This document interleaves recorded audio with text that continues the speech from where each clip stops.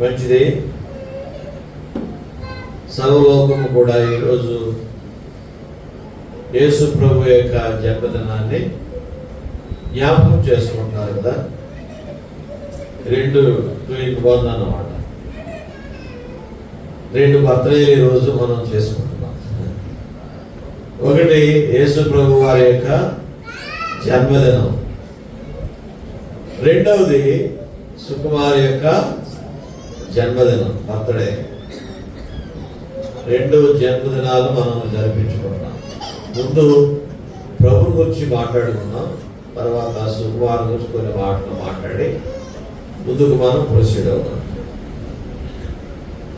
కాబట్టి యేసుక్రీస్తు ప్రభు యొక్క జన్మదినం మరి అద్వితీయమైనది అంటే ఆ ఒక ప్రభువుకే అది సంభవించింది. అలా జగత్తులో, విశ్వం అంతట్లో, సృష్టి అంతట్లో కూడా మరి ఎవరికి ఆ రీతిగా సంభవించలేదు. యేసు ప్రభు యొక్క జన్మము అద్వితీయమైనటువంటిది. ఆయన ఒక్కడి విషయంలోనే జరిగింది. ఏంటి అద్వితీయమైనది? ఆయన ఒక్కడికే సంభవించిన కార్యం ఏంటంటే, దయతో చూడండి,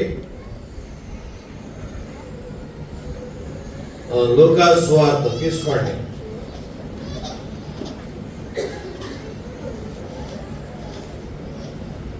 లూకా సువార్త 1వ అధ్యాయం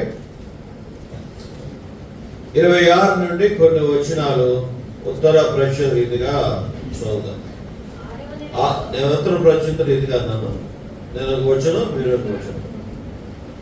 6వ నెలలో గబ్రియేలు దేవదూత గలిలయలో నజరేతు అనే ఊరిలో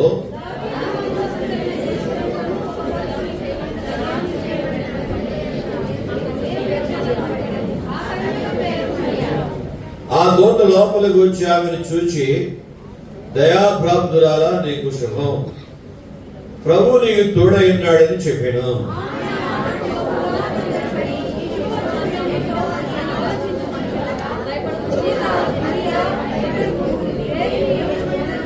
ఇదిగో నీవు గర్భము ధరించి కుమారుని కని ఆయనకు యేసు అని పేరు పెట్టుదు.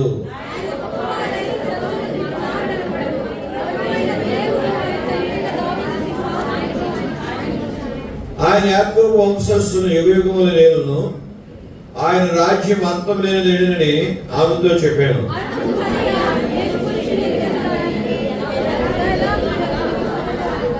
దూత పరిశుద్ధాత్మ నీ మీదకి వచ్చును, సర్వోన్నతుని శక్తిని కమ్ముకొను గనుక పుట్టబో శిశువు పరిశుద్ధుడై దేవుని కుమారుడు అనబడును.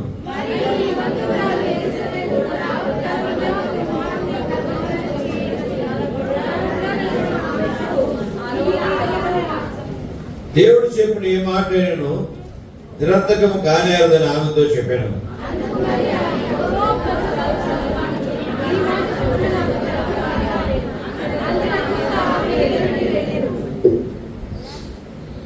దయతోనండి, యేసు ప్రభు యొక్క జన్మము అద్వితీయమైనది. ఆయన ఒక్కడికి మరి ఆ జన్మము సంభవించింది. లోకంలో ఇంకెవరికి అలాంటి సంఘటన సంభవించలేదు. ఇక్కడ మరి అనేటువంటి కన్యక మనం చూస్తున్నాం. ఈ మరి అనే కన్యక దావీదు వంశస్థులైన యోసేపు అనే ఒక పురుషుడికి ప్రదానం చేయబడింది. ఇంకా పరిణయం అవ్వలేదు, ప్రదానం చేయబడింది. యూదుల వివాహంలో 3 పద్ధతులు ఉంటాయి. ముందు మాట్లాడుకుంటారు, తర్వాత ప్రదానం చేసుకుంటారు, తర్వాత పరిణయం ఆడతారు. 2 ఘట్టాలు జరిగాయి మరియ జీవితంలో. యోసేపు అనే పురుషుడికి ప్రదానం చేయబడింది, ఇంకా వివాహం కాలేదు. వివాహం కాకపోతే ఆ మరియ దగ్గరకు దూత వచ్చాడు. ఏ దూత వచ్చాడు చెప్పండి?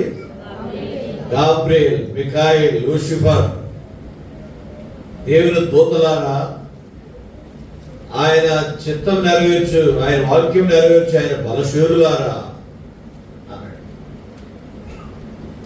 కాబట్టి దేవుని దూతలు చాలా బలమైన వాళ్ళు. ఆయన చిత్తాన్ని ఉన్నదన్నట్లు నెరవేరుస్తారు దేవుని దూతలు.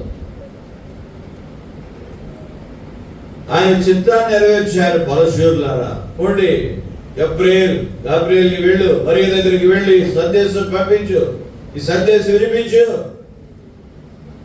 అని దేవుడు గాబ్రియేల్ దూతకు ఆజ్ఞాపించాడు. ఆజ్ఞానుసారంగా వచ్చి మరియ దగ్గరికి వచ్చాడు. మరియ దగ్గరకు వచ్చి ఏమన్నాడండి? దయాప్రాప్తురాలా. ఏమో చక్కని మాట సంబోధించాడు. ఏమన్నాడు చెప్పండి? దయాప్రాప్తురాలా, నీవు దేవుని దయకు పాత్రురాలవయ్యా, నీకు శుభం. దయాప్రాప్తురాలా, నీకు శుభం. ప్రభు నీకు తోడైనాడు. 3 మాటలు, చక్కని మాటలు. ఏం చెప్పండి? దయాప్రాప్తురాలా, నీకు శుభం, ప్రభు నీకు తోడైనాడమ్మా అని చెప్పి ఆ దూత మరియతో చెప్పాడు. ఈ శుభవచనం ఏమిటో ఆలోచించుకొని చుండగా, నీవు దేవుని వలన మరియా భయపడదు, నీవు దేవుని వలన కృపనొందుతివి. ఇందులో భయపడేదేమి లేదమ్మా, నువ్వు భయపడేదేమి లేదు. గొర్రెల కాపరులు కూడా అదే చెప్పాడు. గొర్రెల కాపరులు రాత్రి వేళ పొలములో మందను కాచుకొని చుండగా అక్కడ కూడా గాబ్రియేల్ దూత వెళ్ళాడు. ఆ గాబ్రియేల్ దూత ఆ గొర్రెల కాపరుల దగ్గరికి వెళ్ళాడు. ఆ దూత వచ్చిన వెంటనే దేవుని సన్నిధి వచ్చింది. మన ఇంటికి దైవ సేవకులు వస్తే వాళ్ళతో పాటు దేవుని సన్నిధి వస్తుంది. నమ్మకమైన వాళ్ళు వస్తే దేవుని సన్నిధి వస్తుంది. గాలి తిరిగేవాళ్ళు దేవుడు, నమ్మకమైన వాళ్ళు వస్తే వాళ్ళతో పాటు దేవుని సన్నిధి వస్తుంది. దూతానికి వచ్చిన వెంటనే దేవుని సన్నిధి అక్కడికి వచ్చింది. దేవుని సన్నిధి వచ్చిన వెంటనే వాళ్ళంతా కూడా భయపడ్డారు. వాళ్ళు ఏం చేశారు చెప్పండి? వాళ్ళు భయపడ్డారు. భయపడకండి, ఇదిగో ప్రజలకు అందరికి కలగబోయే మహా సంతోషకరమైన సువర్తమానం నేను మీకు తెలియజేస్తున్నా. ఇందులో భయపడేది ఏమి లేదమ్మా. వ్యర్థమైన భయాలు ప్రజలకు ఏం చెప్పండి? వ్యర్థమైన భయాలు. యేసుప్రభు దేశాన్ని అమెరికా వాళ్ళు వచ్చి పట్టిపోతారు, ఎక్కడికి పట్టిపోతారు? వ్యర్థమైనటువంటి భయాలు మనుషుల్లో. కాబట్టి అనేక భయాలు కలగజేస్తున్నారు మనుషులకి. వ్యర్థమైన భయాలు పెట్టుకుని మరి దేవుణ్ణి కోల్పోతున్నారు. కాబట్టి మరియా భయపడదు, అసలు దేనికి భయపడదు. భయపడకండి అన్నాడు ప్రభు ఎన్నోసార్లు.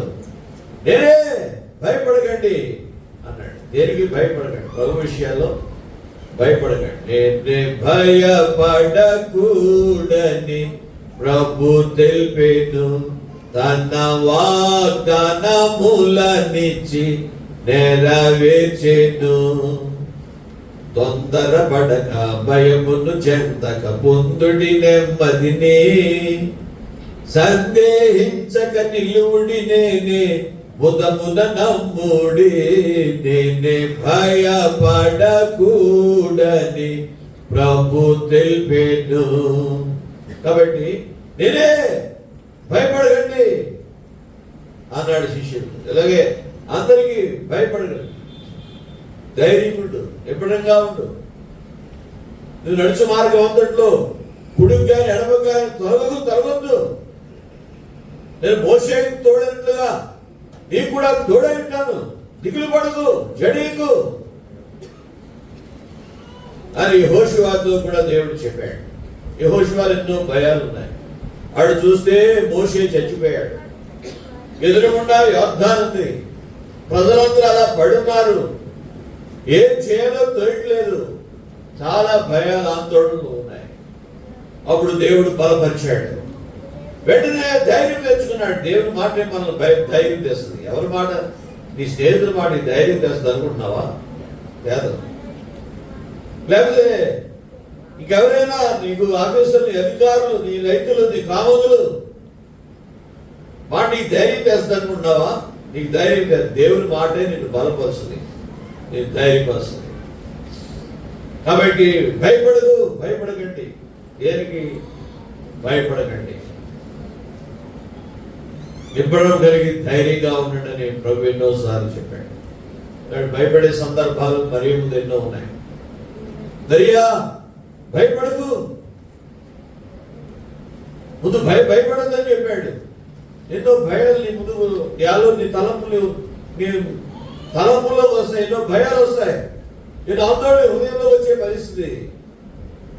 అయినా కానీ భయపడు, లెక్క చేయకు, నీకు మేలు జరగబోతుంది.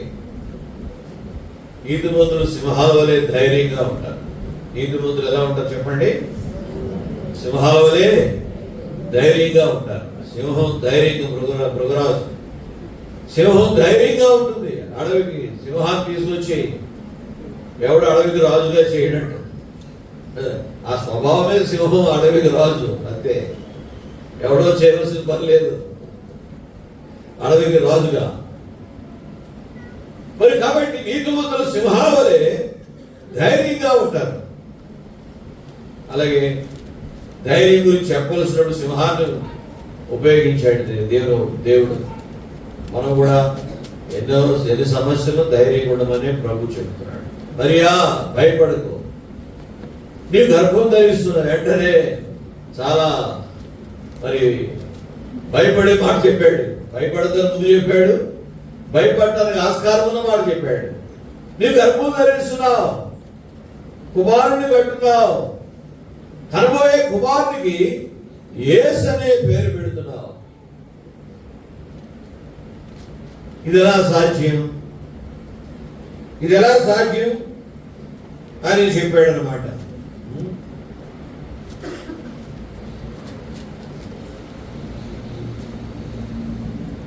ఇది ఎలా సాధ్యం? చూడండి 34 అందుకు మరియా, నేను పురుషుని ఎరగిన దాన్ని ఇది ఎలా జరిగిన దూతతో ఇది ఎలా జరుగుతుంది అయ్యా అంటే, పరిశుద్ధాత్మ శక్తిని కమ్ముకుంటుంది. పుట్టబోయే శిశువు పరిశుద్ధుడై దేవుని కుమారుడు అనబడతాడు. ముందు పరిశుద్ధాత్మ ద్వారా ఆమె మరియా నింపబడవలసి వచ్చింది. కాబట్టి మరియ కూడా జన్మ పాపం ఉంది. మనుషులు 2 పాపాలు ఉన్నాయి. ఏంటి? జన్మ పాపం ఉంది, ఇంకేమో చెప్పండి? అనేక పాపక్రియలు చేసిన పాపులు, జన్మ పాపులు, కర్మ పాపులు. 2 పాపాలు మరియకు ఉన్నాయి. అయినా ఆమె సంపూర్ణంగా పరిశుద్ధపరచబడింది. పరిశుద్ధాత్మ శక్తిని కమ్ముకుంటుంది. పరిశుద్ధాత్ముడు ముందొచ్చి ఆమెను సంపూర్ణంగా పరిశుద్ధపరిచాడు. సంపూర్ణంగా పరిశుద్ధపరిచి ఆ పరిశుద్ధుడైనటువంటి శిశువు ఆమె గర్భంలోకి వచ్చాడు. పుట్టబోయే శిశువు పరిశుద్ధుడై దేవుని కుమారుడు అనబడతాడు అని దూత మరియతో చెప్పాడు. దేవుడు చెప్పిన ఏ మాట కూడా నిరర్థకం అవుదమ్మా అని చెప్తే అందుకు మరి ఏమంది? త్రోసివేసుకోలేదు, ఆ భాగ్యాన్ని వద్దనుకోలేదు, ఆ ధన్యత నాకు అక్కర్లేదనుకోలేదు. అక్కర్లేదనుకుంటే పోతుంది. నువ్వు కోరుకునేవాడికే రక్షణ, అక్కర్లేదు అనుకునే వాడికి ఏమి లేదు. నువ్వు కోరుకుంటేనే నీకు రక్షణ. 3 మంది వద్దనుకుంటున్నారు, వాళ్ళకు లేదు. అనేది కోరుకుంటున్నారు, వాళ్ళకు ఉంది. నువ్వు కూడా కోరుకో. నేను కోరుకున్నాను, దేవుని సేవను దేవుని రక్షణ కోరుకున్నాను. దేవుడు నాకు ఇచ్చాడు, ఇంతవరకు కాపాడాడు. నీవు కూడా కోరుకుంటున్నాను. శాంతి సంతోష సమాధానములు సదా ప్రభులో దొరుకు. శాంతి సంతోష సమాధానములు సదా ప్రభువులో దొరుకును. చేరు వారికి కోరు వారికి అనుగ్రహింపబడు. చేరు వారి కోరు వారికి వస్తుంది. వద్దనుకుంటే పోతే ఆ రక్షణ. బలవంతం ఏమీ లేదు.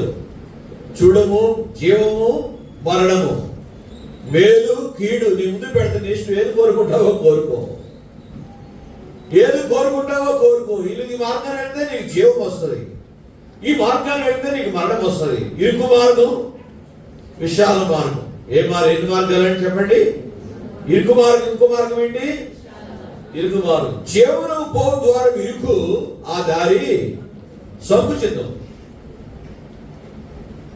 దానిలో ప్రవేశించే వారు కొందరే. జీవ మార్గం, ఇరుకు మార్గం. జీవ మార్గం, ఇరుకు మార్గం, జీవ మార్గం. అది జీవానికి తీసుకెళ్తున్న, పరలోకానికి తీసుకెళ్తున్న కొందరే అందులో ప్రవేశిస్తున్నారు. నాశనం పో ద్వారా వెడల్పు, ఆ దారి విశాలం. అది నాశనానికి లోక మార్గం, విశాల మార్గం. అందులో అన్నీ ఉంటాయి. ఆటలు ఉంటాయి, పాటలు ఉంటాయి, డ్యాన్సులు ఉంటాయి, నాట్యాలు ఉంటాయి, పండగలను చేస్తారు, విగ్రహాలు పెడతారు, ఆఖరిని ఉత్సవాలు జరిగిస్తారు. అదంతా డ్యాన్స్ పెడతారు. They are gods of entertainments అన్నమాట, అమ్యూజ్మెంట్స్ అంటారు. ఏ దేవుళ్ళు వాళ్ళు? ఉత్సాహాన్ని ఇచ్చే దేవుడు, డ్యాన్స్ ఆడించే దేవుళ్ళు వాళ్ళు. కాబట్టి లోక మార్గం, విశాల మార్గంలో అన్నీ ఉంటాయి. ఆటలు, పాటలు, నాట్యాలు, సినిమాలు, షికార్లు, శబ్దాలు అన్నీ ఉంటాయి. బాగానే ఉంటుంది చూడటానికి, అనుభవించడానికి. అది బాగా ఉందని వెళ్ళావా, ఆ మార్గం నిన్ను పాతాళానికి, నరకానికి తీసుకెళ్తుంది. ఈ జీవ మార్గం, అదిలో మరి అది కష్టకరమైన మార్గం. నువ్వు తినాలని తింటాక లేదు, చూడాలనుకో చూడటానికి లేదు, మాట్లాడుకుని మాట్లాడటానికి లేదు. చాలా జాగ్రత్త పడవలసిన మార్గం ఇది. ఆ మార్గం కష్టమైన, మూడులైనా దాంట్లో వెళ్ళిపోవచ్చు జాగ్రత్తగా. అది రాజమార్గం, అది శాంతి మార్గం, అది ఇరుకు మార్గం, అది రక్షణ మార్గం, అది గొప్ప మార్గం. కాబట్టి ఆ మార్గంలో మూడులైనా కూడా దాంట్లో జాగ్రత్తగా ఉంటే వెళ్ళవచ్చు. దేవుడు ఆ మూఢత్వాన్ని తీసేస్తాడు. దేంట్లోకి వచ్చేటప్పటికి కావలసిన దైవజ్ఞానం అంతా ఇస్తాడు, పరిశుద్ధాత్ముడు నేర్పేస్తాడు. మీ మీద ఉన్న పరిశుద్ధాత్మ అభిషేకం సమస్తం మీకు బోధిస్తుంది. మనం ఎలా నడవాలో దేవుడే మనకు బోధించేస్తాడు. ఎవరో సేవకులు చెప్తూ వచ్చేది కాదు, ఇంకా ఎవరైనా చెప్తూ వచ్చేది, పరిశుద్ధాత్ముడే మనకు బోధిస్తాడు. నువ్వు ఎలా నడవాలని, ఎలా నడవాలో. కాబట్టి బోధించినప్పుడు ఆ ఇరుకు మార్గంలో జాగ్రత్తగా నడుచుకుంటూ వెళ్ళిపోతే ఆ మార్గం జీవానికి తీసుకెళ్ళదు. ఈ మార్గంలో ఈ వాక్యాలే ఉంటాయి, ఈ మార్గంలో ఈ మందిరాలే ఉంటాయి, ఈ మార్గంలో ఈ సేవకులే ఉంటారు, ఈ మార్గంలో ఈ పాటలే ఉంటాయి, ఈ మార్గంలో దేవుని ప్రజలు ఉంటారు, దేవుని కార్యాలు ఉంటాయి. కాబట్టి మీరు జీవంలో ప్రవేశించినట్లుగా మీరు ఇరుకు మార్గాన్ని ఎన్నుకోండి. ఇరుకు మార్గంలో ప్రవేశించడం ప్రభువే సలహా ఇచ్చాడు. ఇరుకు మార్గంలో ప్రవేశించండి, లోక మార్గం బాగానే ఉంది, అందులో ప్రవేశించకండి అని ప్రభువు మాట్లాడాడు. కాబట్టి ప్రియులారా, ఇరుకు మార్గంలో ప్రవేశించండి. కాబట్టి ఇక్కడ పోగొట్టుకుంటే పోతుంది, కోరుకుంటే. కాబట్టి ఇక్కడ సమరయ్యలో కోరుకున్నారు, అయ్యా నేను ఇంకా 2 దినాలు మాతో ఉంటాను కోరుకున్నారు. ఎవరు కోరుకున్నారు చెప్పండి? సమరయ్యలు కదా. సమరయ్య స్త్రీ దగ్గరికి వెళ్ళాడు, సమరయ్య స్త్రీని రక్షించాడు. మొట్టమొదటి స్త్రీని రక్షిస్తాడు దేవుడు, ఒక వ్యక్తిని రక్షిస్తాడు, తర్వాత గ్రామాన్ని అంతటే రక్షిస్తాడు. కాబట్టి సమరయ్య స్త్రీ దగ్గరికి వెళ్ళాడు, ఆ యాకోబు బావి దగ్గరికి వెళ్ళాడు, ఆ స్త్రీని రక్షించాడు. వెంటనే ఊర్లోకి వెళ్ళిపోయింది ఆమె. వెళ్ళిపోయి రండి రండి రండి రండి, నేను చేసిన నాతో చెప్పిన యేసును చూడండి, ఈయన కాదా క్రీస్తు? క్రీస్తు ఇంకెవరమ్మా? ఈయన కాదు క్రీస్తు అన్న మెస్సియా వస్తాడని మాకు బోధిస్తాడండి. నేనేనమ్మా మెస్సియాని, లోకమంతా కనిపెట్టే మెస్సియాని నేనేనమ్మా. పరవశించిపోయింది, ఇంతకంటే ఏం కావాలి? సర్వలోకం కనిపెట్టే మెస్సియా నా కళ్ళ ముందు ఉన్నట్టు పరవశించిపోయింది. పరవశించిపోయి కుండ అక్కడే పడేసింది. ఈ పాత జీవితం, నా లోక జీవితం పాత కూడా నాకు ప్రభు నాకు కావాలి, ప్రభుని హృదయంలోకి చేర్చుకుంది. ఊళ్ళోకి వెళ్ళిపోయింది, అందరూ ఆ బావి దగ్గరికి చేర్చుకుంది. అయ్యా 2 దినాలు మాతో ఉండన్నాడు. వాళ్ళు ప్రభు ఏం కోరుతున్నారు చెప్పండి, 2 దినాలు మాతో ఉండండి, కోరుకుంటే ఉండండి. గెరాసేను దేశంలో దెయ్యాలు పట్టినోడు బాగు చేశాడు. 2000 దెయ్యాలు మరి ఆ నదిలో పడి ఊపిరి కింద చచ్చిపోయాయి. ఆ మనిషి బాగుపడడం సంతోషం లేదు వాళ్ళకి. దెయ్యాలు పొద్దులు పోయేది బాధ. అప్పుడు వాడు అన్నారు, అయ్యా మా విడిచిపెట్టి వెళ్ళిపోతారు. సమరయులు కోరుకున్నారు. గెరాసేను దేశం వాళ్ళు ఏమన్నారు, వాడు విడిచిపెట్టి వెళ్ళిపో అన్నారు. వెళ్ళిపోయాడు. ఉండమంటే ఉంటాడు, వెళ్ళిపోమంటే వెళ్ళిపోతాడు. బలవంతం ఏమి లేదు. కాబట్టి నీవు కోరుకో, యేసు ప్రభువుని కోరు.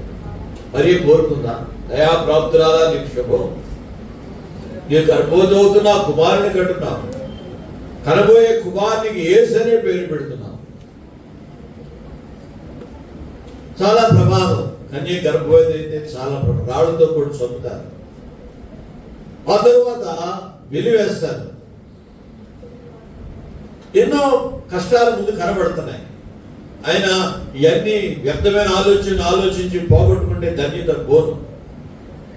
కానీ ఆమె కోరుకుంది, దాసురాలను నీ చిత్తము చొప్పున నాకు జరుగును. 38. అందుకు మరియా, ఇదిగో ప్రభు దాసురాలను, నా మాట కాదమ్మా, అది నా మాట నీ మాట అలా కుదురుతాను, నీ మాట చొప్పున నాకు జరుగులుగాక నేను అంతటి దూత. కాబట్టి ఇదిగో నీ దాసురాలను, నీ మాట చొప్పున నాకు జరుగునుగాక. కాబట్టి మరియా కోరుకుంది, ఆ గర్భం ధరించడానికి మరియా ఇష్టపడింది, కోరుకుంది. ఎన్నైనా రాళ్ళతో కూడా చంపుదురు గాక, వెలివేదురు గాక, ఏమైనా జరుగును గాక, ఈ ధన్యత నేను కోరుకోను అని మరియా గర్భం ధరించడానికి ఇష్టపడింది. ఆ రీతిగా లోకరక్షకుడు ఆమె గర్భంలో ప్రవేశించాడు. కాబట్టి యోదయ బెత్లెహేములో యేసు ప్రభు పుట్టాడు, నజరేతులో పెరిగాడు, గొల్గొతా కొండపై మరణించాడు, ఒలీవల కొండ నుండి ఆయన ఆరోహణమై వెళ్ళిపోయాడు. నజరేయుడనే బెత్లెహేములో పుట్టాడు.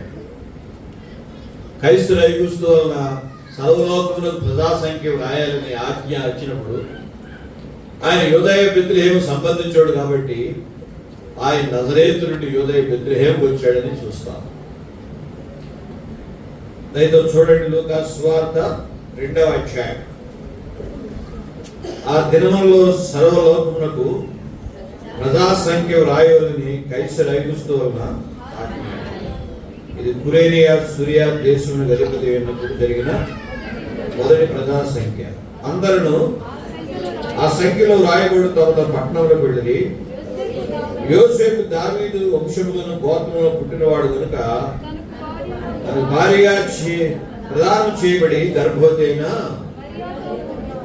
వెంటనే మరియతో కూడా సంఖ్యలో రాయబడి గలిలయలో నజరేతు అనే పట్టణంలో నుండి యూదాలోని బెత్లెహేము నుండి దావీదు ఊరికి నజరేతు పట్టణంతో కూడా వాళ్ళ సంబంధం ఉంది. యోసేపు మరియకు నజరేతు పట్టణంతో వాళ్ళ సంబంధం ఉంది.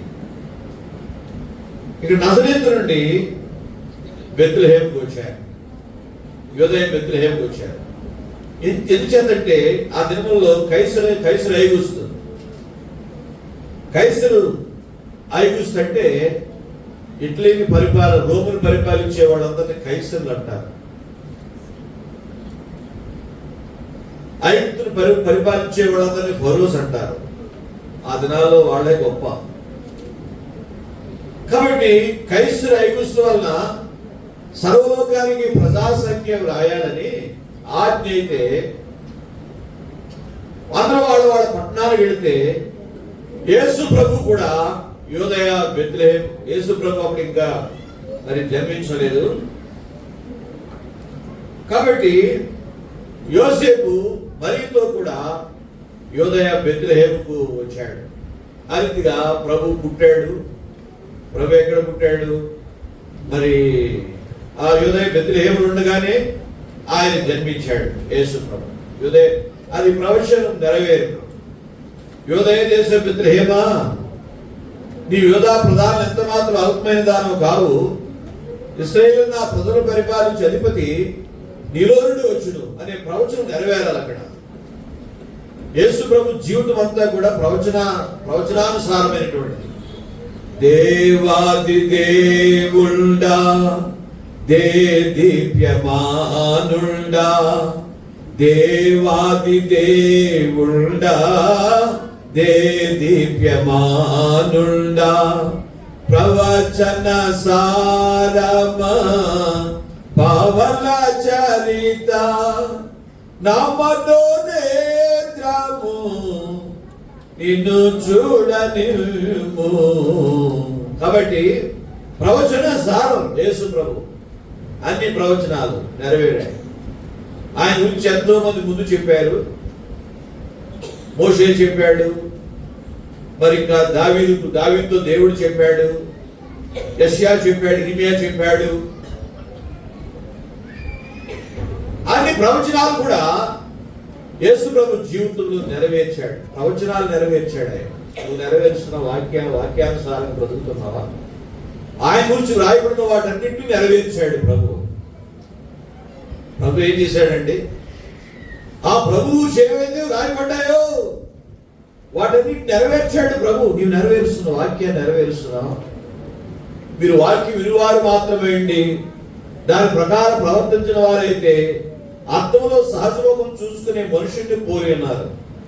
అది ఎక్కడ ఉందండి? యాకోబు పత్రిక చూడండి.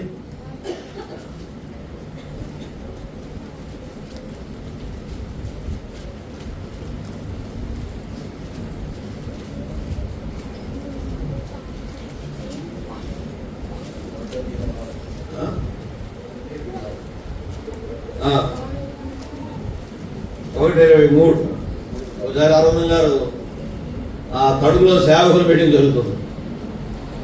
సేవకులు వీడి వాక్యం అంతా చదివేశారు. ఆయన ఏమన్నారు? వీడి వాక్యం విని చదవండి.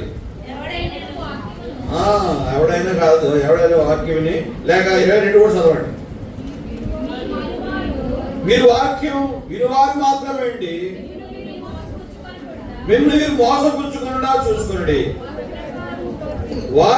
మోసపుచ్చుకోకుండా వాక్య ప్రకారం ప్రవర్తించు వారినై ఉండుడి. ఎవడైనా వాక్యం వినివాడండి, దాని ప్రకారం ప్రవర్తింపని వాడైతే వాడు అర్థంలో తన సహజముగా చూసుకును మనుషుని పోలి ఉన్నాడు. ఎవడైనా వాక్యం విని దాని ప్రకారం ప్రవర్తించిన వాడైతే అర్థంలో సహజముఖం చూసుకుని మనుషుని పోలి ఉన్నాడు. వాడు చూసుకొని అవతలకు పోయి తన ఇంటి వాడు వెంటనే మర్చిపోవును కదా. వినండి ప్రియులారా, ఎవడైనా వాక్యముని దాని ప్రకారం ప్రవర్తించిన వాడైతే అర్థంలో సహజముఖం చూసుకునే మనుషుని పోలి ఉన్నాడు. అర్థంలో చూసుకుంటాం, చాలా బాగుంటుంది, చక్కగా బొత్తిగా ఊరికొకరు వచ్చి చాలా అందంగా కనపడతాం కదా. కానీ మళ్ళా కాసేపు మన మొహం ఎలా ఉంది మనకి తెలియదు. తెల్లగా నల్ల ఎర్రగా చక్కగా కోలముఖం బాగానే ఉంది అంటుంటాం. కానీ తర్వాత మళ్ళీ నీ మొహం ఎలా ఉందండి ఏమో. కాబట్టి వాక్యం విని దాని ప్రకారం ప్రవర్తించిన వాడైతే వాక్యం వినాలి, దాని ప్రకారం ప్రవర్తించాలి. వాక్యం నెరవేరాలి మన జీవితంలో. వాక్యం నెరవేరాలి. నెరవేరకపోతే అర్థంలో సహజముఖం చూసుకుని మనిషిని కోరిన వాడుగా ఉన్నాడు. కాబట్టి యేసు ప్రభు జీవితంలో ప్రవచనాలు నెరవేర్చాడు, వాక్యాన్ని నెరవేర్చాడు. కాబట్టి వాక్య ప్రకారం నడవాలి, వాక్యానుసారంగా మనం జీవించాలి. నీ వాక్యం నా పాదములకు దీపం, నా త్రోవకు వెలుగు. దేవుని వాక్యం మన పాదాలకు దీపం, మన త్రోవకు వెలుగు. అద్భుతమైన వాక్యం ఇచ్చాడు దేవుడు మనకి. అనుదినము ధ్యానించాలి. ఫ్యామిలీ ప్రేయర్స్ ఉండాలి, వ్యక్తిగతమైన పోషణ ఉండాలి. ఉదయం ఫ్యామిలీ ప్రేయర్, సాయంకాలం ఫ్యామిలీ ప్రేయర్ బాగా చదువుకోవాలి. కాబట్టి వాక్యాన్ని ధ్యానించాలి, వాక్యాన్ని ఎంతో ఎక్కువగా ధ్యానించాలి. క్రీస్తు వాక్యం మీలో సమృద్ధిగా నివసింపనివ్వండి. మనలో ఏం సమృద్ధి ఏముంటారు చెప్పండి చెప్పండి. క్రీస్తు వాక్యం మీలో సమృద్ధిగా నివసింపనివ్వండి. వాక్యం బాగా తెలిసి ఉండాలి, వాక్యం బాగా చదవాలి. ఆ చదవడమే ఆశీర్వాదం. కాబట్టి దేవుని వాక్యం మనకు బాగా తెలిసిందే. ఏంటిది? దుష్టుల ఆలోచన చొప్పున నడువక, పాపుల మార్గమున నిలువక, అపహాసములు కూర్చుండు చోట కూర్చుండగా, యెహోవా వాక్యం ఆనందించు, దివారాత్రులు ధ్యానించేవాడు. కాబట్టి దుష్టుల ఆలోచన నడవకూడదు అంటున్నారు, పాపుల నుంచి నిల్చోకూడదు అనుకుంటున్నారు, అపహాసులు కూర్చుండు చోట కూర్చోకూడదు అంటున్నారు. మీకు టైం ఎలా పాస్ అవుతుంది? బోరు కొట్టేదండి, మనుషులకి బోరు కొట్టారు. ఎవరు మాట్లాడాలి, ఎవరు కూర్చోవాలి, ఎవరు పుస్తకం ముచ్చట్లాడాలి. ఆ కౌరు ఏమవుతుంది దాని వల్ల? ఏమన్నదా? మరి టైం ఎలా పాస్ అవుతుందండి? అది టైం పాస్ అయ్యే మార్గం ఇక్కడ చెప్పాడు. యెహోవా వాక్యం ఆనందించు, దివారాత్రులు దాన్ని ధ్యానించేవాడు. రాత్రులు పగళ్ళు వాక్యాన్ని ధ్యానించు. నీకు ఎప్పుడు వెళ్ళిపోతే అప్పుడు ప్రార్థన చేసుకో, ఎప్పుడు వెళ్ళిపోతే అప్పుడు వాక్యం చదువుకో, ఎప్పుడు వెళ్ళిపోతే అప్పుడు ప్రభుతో గడుపు. వాక్యం బాగా చదువు. ఆ వాక్యం నీతో మాట్లాడే శక్తి వాక్యానికి ఉంది. మనతో మాట్లాడే శక్తి ఎవరికి చెప్పండి? దేవుడు వాక్యం. ఆది యందు వాక్యము ఉండెను, వాక్యము దేవుడి యందు ఉండెను, వాక్యము దేవుడు. వాక్యం అంటే దేవుడే. ఆ దేవుడే నీతో మాట్లాడతాడు. ఒక ఆయన ఆ ఓడ పగిలిపోయిందంట. ఓడ పగిలిపోతే ఆ సముద్రంలో కొట్టుమిట్ట ఆడుతున్నాడట. సముద్రంలో కొట్టుమిట్ట ఆడుతూ ఉంటే అప్పుడు ఒక వాక్యం గుర్తొచ్చింది. ఏం గుర్తొచ్చింది? జలములో పడి దాటినప్పుడు నేను నీకు తోడై ఉంటాను. ప్రభువా, జలములో పడి దాటినప్పుడు తోడై ఉంటాన్నావు కదా నాయన, ఇదిగో నా పరిస్థితి ఎలా ఉంది అని ఆ వాక్యాన్ని జ్ఞాపకం చేసి ప్రార్థన చేసుకునంటే ఓ చెక్క వచ్చి అక్కడ అంత ముందు నిలబడిందట. ఓ చెక్క వచ్చి అక్కడ నిలబడితే ఆ చెక్కనెక్కి తన ప్రాణాన్ని అక్కడ కాపాడుకున్నాడు. కాబట్టి చిన్న వాక్యం జ్ఞాపకం చేసుకుంటే ఎంత సహాయం దొరికింది. దేవుడు వాక్యంలో ఎన్ని వాక్యాలు ఉన్నాయి, అవన్నీ గుర్తించుకుంటే ఎంత మేలు ఉంటుంది అనుకున్న ఆయన వాక్యాలు మరి ప్రింట్ చేసేటువంటి మిషన్ పెట్టాడు. అందరికీ తాను నేర్చుకుని ఇతను నేర్చుకున్నాడు. కానీ వాక్యం నీకు ఎంతో ఆదరిస్తుంది, నీకు పరిశుద్ధత ఇస్తుంది, నీకు ధైర్యం ఇస్తుంది, నీకు నీతి ఇస్తుంది. ఈ వాక్యం అన్ని రకాలుగా నీకు మేలు చేస్తుంది. కాబట్టి పిల్లారా, వాక్యాన్ని నీవు ఎంతగానో ధ్యానించు. యేసు ప్రభు జీవితంలో ప్రవచనాలు నెరవేర్చాడు. ప్రవచనానుసారమైనటువంటిది యేసు ప్రభు జీవితం. యూదయ బెత్లెహేములో ఆయన పుట్టాడు. పుట్టినప్పుడు ఒక వింతైన నక్షత్రం ఆకాశంలో వెలిసింది. వింతైన నక్షత్రం ఆకాశంలో వెలిస్తే ఆ నక్షత్రాన్ని చూసి యూదుల రాజు పుట్టాడని తూర్పు దేశం జ్ఞానులు గ్రహించారు. ఆ నక్షత్రాన్ని చూసిన వెంటనే యూదుల రాజు పుట్టాడని ఆ జ్ఞానులు గ్రహించారు. గ్రహించి ఏం చేశారు? గ్రహించి చూచి ఊరుకోలేదు. మనమైతే ఏదో వింత నక్షత్రం వెలిసిందని చూచి ఊరుకుంటాం. కానీ జ్ఞానులు ఊరుకోలేదు. ఊరుకోకుండా ఏం చేశారండి? ఆ నక్షత్రాన్ని పట్టుకుని, ఈ నక్షత్రానికి ఆధారం ఎక్కడైనా ఉందా? ఖగోళ శాస్త్రజ్ఞులు వాడు, తూర్పు దేశం జ్ఞానులని మరి తెలుగు బైబిల్లో ఉంది, ఇంగ్లీష్ బైబిల్లో మ్యాగీ అని ఉంది. మ్యాగీ అంటే వాళ్ళ ఖగోళ శాస్త్రజ్ఞులు, నక్షత్రాల మీద పరిశోధన చేసేవాళ్ళు వాళ్ళు. ఆ వింత నక్షత్రం వెలిస్తే ఆ నక్షత్రాన్ని చూసి దీనికి ఆధారం ఏమైనా ఉందా అంటే బైబిల్లో దానికి ఆధారం కనిపించింది. ఏంటా దేవుడు నాకు చూడండి, సంఖ్యాకాండం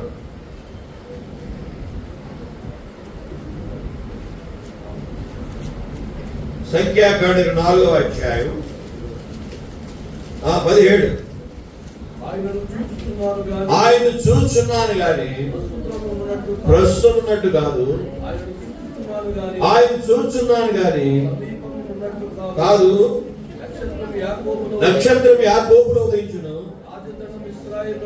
రాజదండం ఇశ్రాయేలులో ఉండి. ఆ నక్షత్రం యాకోబులో ఉదయిస్తుంది, రాజదండం ఇశ్రాయేలులో లేస్తుందని ఈ దేవుని యొక్క వాక్యంలో వాళ్ళకి బిబ్లికల్ ఎవిడెన్స్, బైబిల్ సంబంధం ఆధారం వాళ్ళకు దొరికింది. వాళ్ళకు దొరికినప్పుడు వాళ్ళు యూదులు రాజు పుట్టాడని వాళ్ళు గ్రహించారు.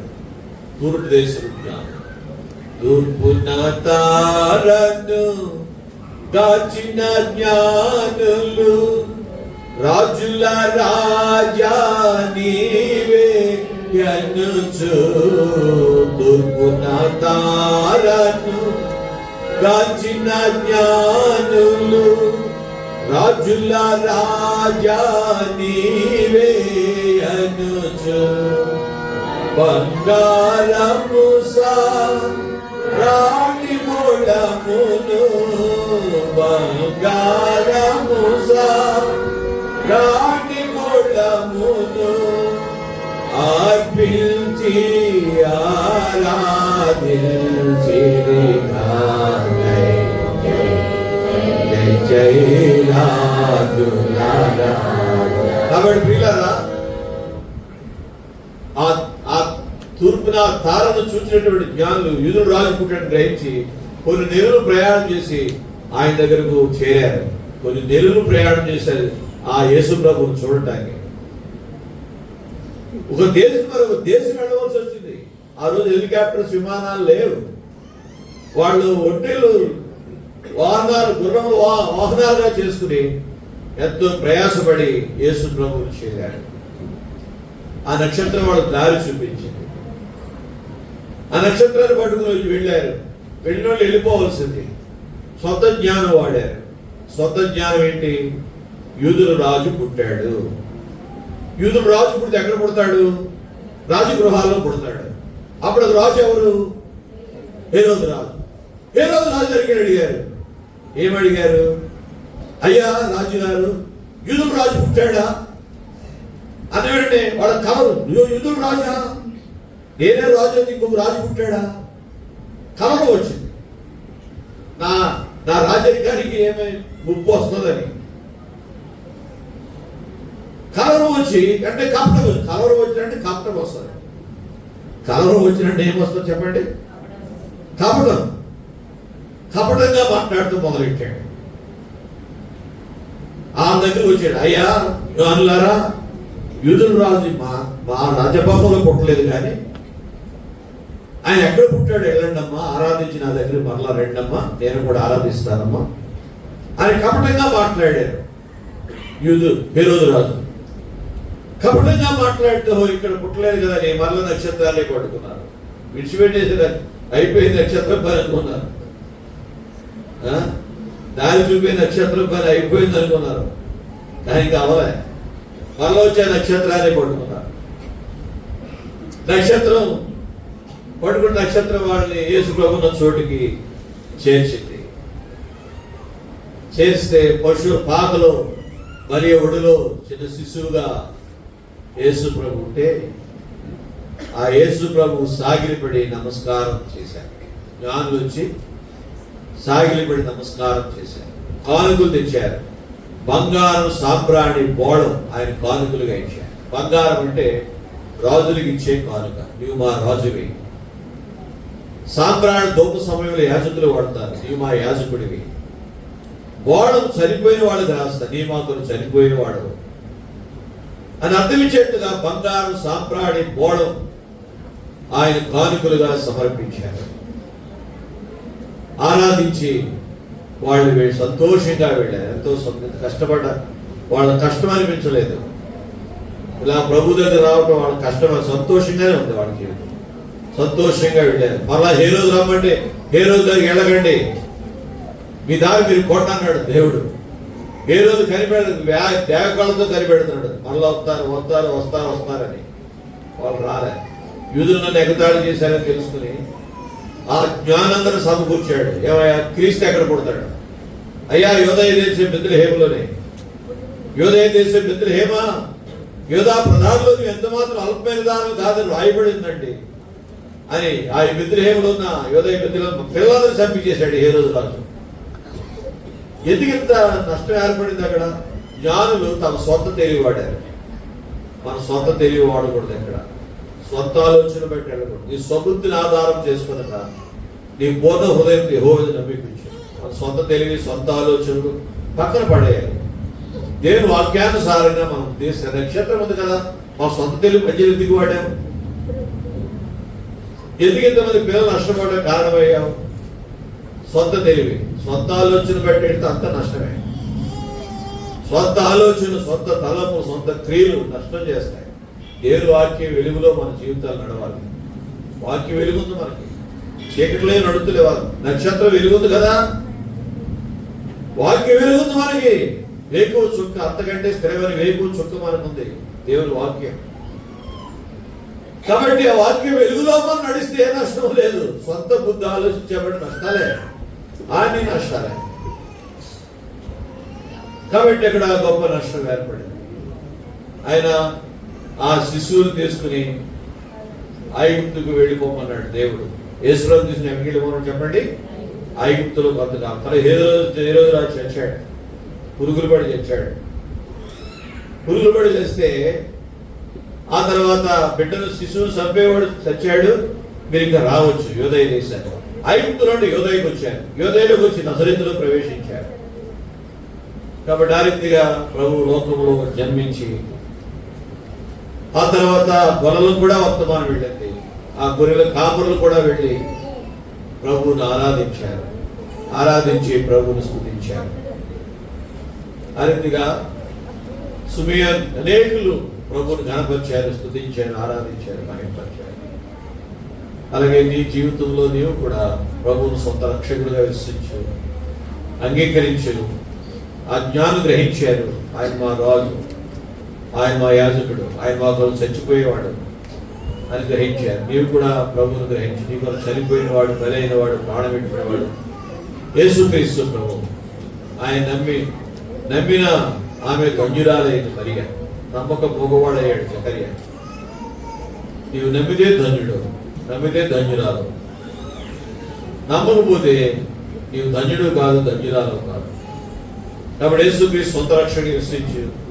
జ్ఞానులు నమ్మారు, గొర్రెల కాపరులు నమ్మారు, మరియా, యోసేపు, ఇంకా సిమియోను అనేకులు నమ్మి ధన్యులయ్యారు.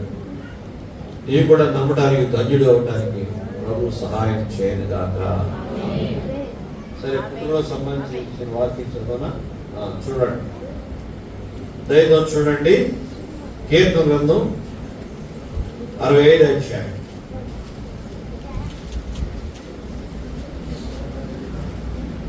65 అధ్యాయం 11వ వచనం చదవండి. సంవత్సరమును దయా కిరీటము ధరింపజేసి ఉన్నావు, నీ జాడలు వెదజల్లుచున్నవి, అడవి బీడులు.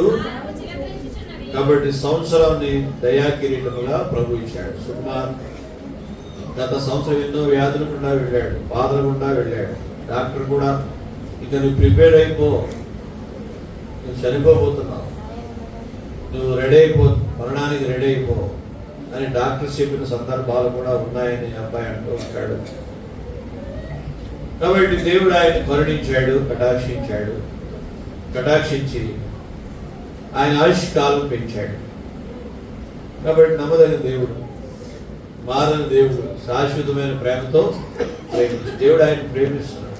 ఎన్నో ప్రాణాపాయాలు ఆయనకు వచ్చాయి, ఎన్నో భయంకరమైన శోధనలు ఆయన మీదకి వచ్చాయి, ఎన్నో శ్రమలు వచ్చాయి. అన్నింటిలో కూడా దేవుడు కాపాడుకుంటూ వస్తున్నాడు, భద్రపరుచుకుంటూ వస్తున్నాడు.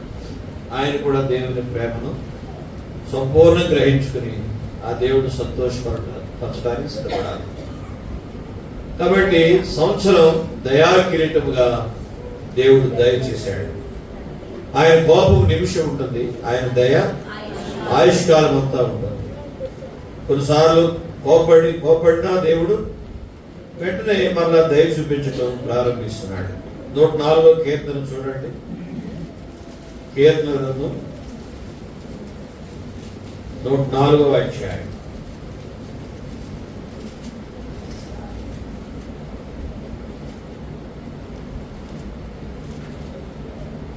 104:26.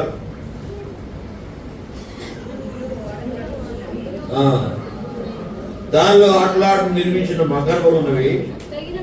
తగిన కాలమందు నీ వాటికి ఆహారం ఇచ్చేదు, అన్ని నీ దయ కొరకు కనిపెట్టుచున్నవి. నీ వాటికి పెట్టిన కూర్చుకొను, నీ బుక్కు విప్పగా మంచి వాటిని తిని తృప్తిపరచబడను. నీ ముఖము మరుగు చేసుకొని అవి అన్ని దేవుడు దయ కొరకు కనిపెట్టు. ఆయన దయ ఉంటేనే మనం ఆహారం తింటాం, ఆయన దయ ఉంటేనే మనం క్షేమంగా ఉంటాం, ఆయన దయ ఉంటేనే మనం భద్రంగా ఉంటామని అడవులోని జంతువులు, మరి మకరములు అంటే సముద్ర జలచరాలు, ఆకాశ పక్షులు, మానవ జాతి యావత్తు కూడా ఆయన దయ కొరకే కనిపెడుతున్నారు. అన్నీ ఆయన దయ మీద ఆధారపడి బ్రతుకుతున్నాయి. ఆయన దయ లేకపోతే ఎవరికి ఏమీ దొరకదు. అలాగే ఆయన దయ ఆయుష్కాలం అంతా ఉంటుంది. అందుకని మన ఇష్టానుసారం ఉంటాను కుదరదు. మనం జాగ్రత్తగా ఉంటే ఆయన మన ఆయుష్కాలం అంతా పెంచుతాడు, పెరుగుతాడు. మరి కాబట్టి ఇక్కడ చూడండి 21వ అధ్యాయం, కీర్తన 21వ అధ్యాయం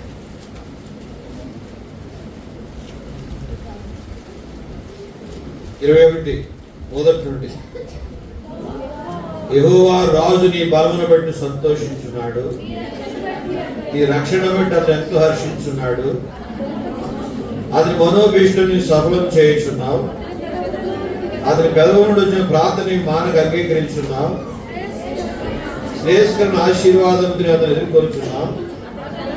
అతని తల మీద అపరంజి కిరీటాన్ని ఉంచి ఉన్నావు.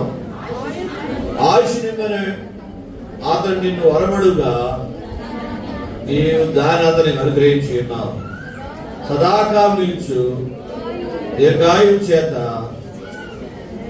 దీర్ఘాయువు నీవు దయచేసి.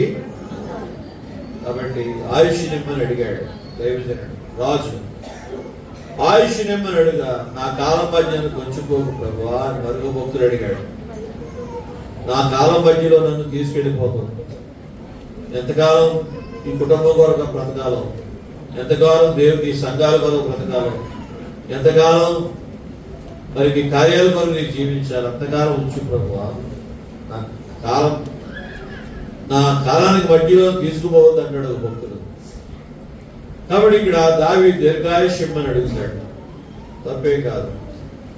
ఆయుష్ నిమ్మని అతను నిన్ను వరమడుగా నీవు దాన్ని అతనికి అనుగ్రహించున్నావు. సదాకాలం నిలుచు దీర్ఘాయువు నీవు దయచేసి. నీ రక్షణలో అతనికి గొప్ప మహిమ కలిగాను, గౌరవ ప్రభావం నీవు అతనికి ధరింపజేసి ఉన్నావు. గౌరవ ప్రభావం అతనికి ధరింపజేసి ఉన్నావు. కాబట్టి అండి దీర్ఘాయుష్ ఇచ్చాడు, గౌరవ ప్రభావాలు ఇచ్చాడు, అన్ని రకాల శ్రేయస్కరమైన ఆశీర్వాదాలు ఇచ్చాడు, మనోభీష్టం సఫలపరుస్తున్నాడు, అన్ని రకాలుగా రాజును ఆదరిస్తున్నాడు. దయతో చూడండి 90 కీర్తన గ్రంథం 91:14. అతను నన్ను ప్రేమించున్నాడు కనుక నేను తప్పించేదను, అతను నా నామ ఎరిగినవాడు కనుక నేను గనపరిచేదను. అతను నాకు మొర్ర పెట్టగా నేను అతను ఉత్తరం ఇచ్చేదను. శ్రమనందుకు తోడైండేదను, అది విడిపించి గొప్ప చేసేదను. దీర్ఘాయువు చేత అతన్ని దీర్ఘాయుష్ దేవుడు ఇస్తాడు. దీర్ఘాయుష్ ఆయన చేతిలో నీకు ఎక్కడా లేదు. అతను నన్ను ప్రేమిస్తున్నాడు కాబట్టి అతను తప్పిస్తా. ఆపదలు దేవుడే తప్పిస్తాడు. మన ప్రభువును ప్రేమిస్తుంటే ఆపదలు తప్పిస్తాడు. నా నామలు ఎరిగినవాడు కనుక అతను గనపరుస్తా. తప్పిస్తాడు ఆపదలు, సమాజంలో గనపరుస్తాడు. నేను అతను నాకు మొరపెట్టగా ఉత్తరం ఇస్తాను. మనం ప్రార్థన చేస్తే దేవుడు ఆలకించి జవాబిస్తాడు. శ్రమల్లో తోడుగా ఉంటాను. ఉత్తరం విడిచిపెట్టినట్లున్నా శ్రమ వచ్చినప్పటికీ తోడుగా ఉంటాడు దేవుడు. శ్రమల్లో తోడుగా ఉంటా. అతను విడిపించి గొప్ప చేస్తా, గణపరుస్తా, గొప్ప చేస్తా, ఉత్తరం ఇస్తా, తప్పిస్తా, తోడుగా ఉంటా. దీర్ఘాయువు చేత అతన్ని రక్షణ అతనికి. కాబట్టి నా ప్రజల యొక్క ఆయుష్ వృక్షాయుష్ ఎంత అవుతుంటాడు. నా ప్రజల యొక్క ఆయుష్ ఎంత అవుతుంటాడు, ఆకస్మిక కలిగే ఆపదలకు వాళ్ళు వృక్షాలకు ఆయుష్ ఎక్కువ. అలాగే దేవుడు తన బిడ్డలకు ఆయుష్ కాలం ఇస్తాడు. ఆకస్మిక వచ్చే ఆపదలకు మన బిడ్డల జీవితాలు గురవనివ్వడం, దీర్ఘాయుష్ ఇస్తాడు. అలాగే సుకుమార్ కూడా దీర్ఘాయుష్ ఇచ్చాడు, ఎన్నో ప్రమాదాలను తప్పించాడు, ఎన్నో శోధనలు తప్పించాడు, ఆయన జీవితాన్ని కాపాడాడు. కాబట్టి దేవుడిని స్తుతించి నా ప్రాణమా యెహోవాను సన్నిధించు, నా అంతరంగం సమస్తమా ఆయన పరిశుద్ధ నామాన్ని సన్నిధించు. ఆయన చేసిన ఉపకారాల్లో దేన్ని మరో, ఆయన నీ సంకటాలు కుదిర్చాడు, నీ రోగాలు కుదిర్చాడు, సమాధిలో నీ ప్రాణం విమోచించాడు, కరుణా కటాక్షం నీ కిరీటంగా ఉంచాడు. పక్షిరాజు యవనం వలె నీ యవనం కొత్తగా చూడు, మేలుతో నీ హృదయాలు నింపుచున్నాడు. కాబట్టి దేవుడిని స్తుతిస్తూ తన జీవితం మిగిలిన జీవితం అంతా దేవుడిని స్తుతిస్తూ దేవుడు బ్రతుకుచు గడపడానికి దేవుడు ఆయనకు సహాయం చేయను కాక.